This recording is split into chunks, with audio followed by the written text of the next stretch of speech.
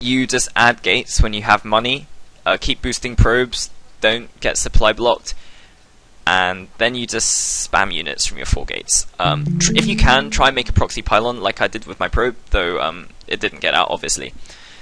Now I'm going to tell you why I won the game. Remember how I saw him go zergling speed? Well, that means I know that he's not going roaches, he's going zergling speed, and he's going to try and use sunkens to defend. What can you do to counter this? Zealot sentry. Zealot sentry hard counters zerglings, and really, if he goes pure zergling, which he does, I'm just going to completely roll him, and that's really good for me, because like, if he had a bunch of roaches, my Zealot sentry build would pretty much just suck, and he'd absolutely own me. But instead, he's going for zergling speed, zerglings only. So I'm pretty much just going to A-move into his base, and you know, Zerg hasn't done too good of a job this game. You'll see a lot of Zergs, like even platinum level, like mid-plat, high-plat level Zergs do this. They get too greedy and they don't scout.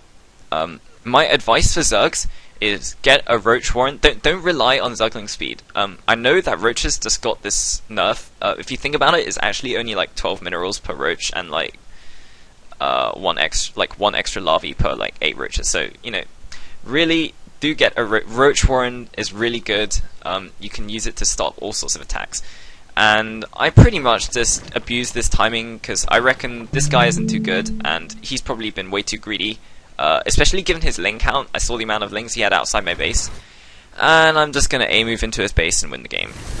He tries to sort of intercept my army, and that doesn't work. I make a little bit of a mistake here. Firstly, I delayed his attack. I should probably be attacking now. And secondly, I let these lings run into my base, and this really pisses me off. But it kind of doesn't matter because I know I've won the game. All I have to do is run all of my probes, and don't let them get stuck like that. This really sucks. But all I have to do is run all of my probes, build some zealots and sentries, and then just A-move the zerglings. As you can see, I'm pretty much crushing his base right now. He was way too greedy with all his drones. I force field the ramp just in case like there's a mass of zerglings coming towards my base. Turns out he really just was too greedy. And I think he GG's any second now. I use my like sentries and probes to clear up the zergs here, the zerglings here. So my opponent wasn't too good. You know, he did a lot of mistakes, but I'm gonna just tell you like that just because you play someone that isn't good, a lot of the people are like, oh, you have to play people better than you to learn anything about the game. No, you don't. Like, let me explain a few things about this game that I learned. You know, I learned too from playing someone who was worse. You know, I got to do these things I wouldn't usually be able to do. I get a little bit more leeway, and this lets me spot mistakes in my opponent's games. Spotting mistakes in your opponent's games is really important because this lets you improve as a player. You get to, you know, see, oh, this is actually what I should do if maybe he does something unstandard. You know, maybe if he does something a bit dodgy, you know, and you see bad players do something dodgy, but they get away with it, and you're like, why did they get away with that? How can I punish that? Like, so here, you know, he let me hide my probe, and then I saw zergling speed, and this let me choose my unit composition to be zealot sentry only, and even if he had a ton of zerglings, he would have lost anyway. If for Zerg, the advice I give to Zerg here is to firstly scout better. I would really get layer first. I get layer earlier. You know, getting zergling speed's alright, but I think his layer timing was a little bit off. And then scout my base. Really, just try and see where I'm going. You know, just scout anywhere you can. Like when he had these original links, he should have run them up, and I think he would have seen like these 2 gates, and he wouldn't have seen these 2. But you know, even then, play safe. I haven't expanded yet. Play safe makes like 6-7 sunkens, and get a bunch of links. You see, Noni does this to a lot of Zerg.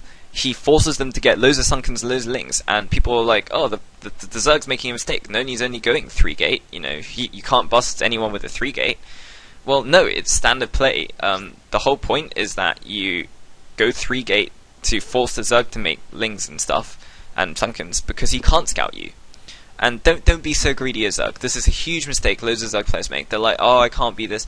you know, in some games, if I go 4-gate, it's perfectly fine to not even have any drones mining your natural. You know, that's perfectly fine, because as long as you defend my game, as long as you defend my all-in push. Oh, just a second, I'm making a video. Just as long as you defend my push, you're gonna be alright. You know, you're gonna win the game. You're gonna have a huge economic advantage. You can just power drones for like crazy. This is another reason why I don't quite like the fast expand. Oh, yes, very nice. Please comment on my videos, by the way. There's another reason why I don't go fast expand too much, is because it's inviting Zerg to like just drone up, and if you don't apply pressure and macro yourself at the same time, which is quite difficult to do, my mechanics aren't as good. Then if you're not good at all that multitasking stuff, then you're going to be in behind. Though do practice some multitasking, you know, do get better at your mechanics. So I hope you enjoyed this video. This video wasn't too special. Really, it's just me rolling some Zerg in Craft Cup round 2, and you know, he made a huge mistake. He was way too greedy. He didn't scout with his original lings. As Zerg, if you don't get to scout, I would highly suggest just getting Sunkens early. You know, get them as soon as my army leaves the base. In fact, even when you pushed his lings up here, you could see the amount of zealots and sentries I had. He should start making Sunkens then. If he had like 5-6 Sunkens, if he had pumped maybe like 10 more lings, he would have defended my game, and I probably just would be massively behind. You know, I'd have to expand, and then, you know, he could just go Roach Hydra and just kill me pretty much with mass units after droning up. So I hope you enjoyed this video. Please leave comments. Please send this link to your friends. You know, please tell all your friends about me, because no one really knows who I am, and it would be really nice to get these videos out there. You know, some videos are high level, like I think my TVP videos are slightly higher level. This particular Protoss vs Zerg video, this is probably lower level. You know, I think this video that I did just now would be most useful for like gold level players who are sort of beginning to learn about build order and macro and stuff. And this is a build order that will probably beat all gold players. So, you know, this is a really good video for gold players. I'm going to try and do a wide range of videos for low skill and high skill. So I hope you enjoyed this video. Please leave comments on my YouTube. Please send this video to all your friends, and please comment on the thread on Team Liquid too. Yes, please go on Team Liquid and comment on my thread. Thank you very much for tuning in, and see you next time.